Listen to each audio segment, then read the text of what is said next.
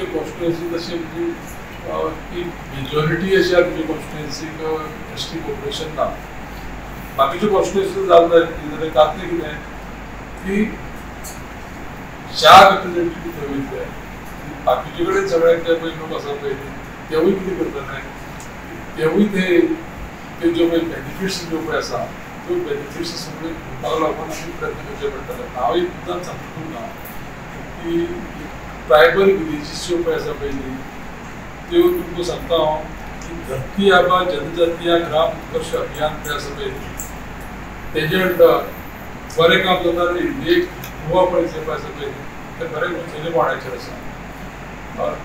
25 villages आसा गोंयांत. South Goa 22 आनी नॉर्थ गोवा 3. तर आपल्याला किती जाता आपलं जास्तीत जास्त फायदो कसो करून घेवप सगळ्या समाजाचो सगळ्या कम्युनिटीचो ह्या माध्यमांतल्यान हें करप आमकां शक्य जातलें.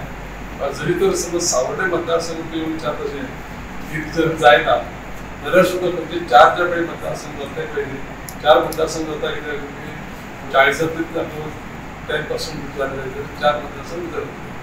मे बी जी पळय आतां कमिशन आसा रिप्रेझेंट करपाचें रिप्रेझेंटेशनार रावप तें कमिशन डिसायड करता तेजे क्रायटेरिया त्या प्रमाणे तें जाता.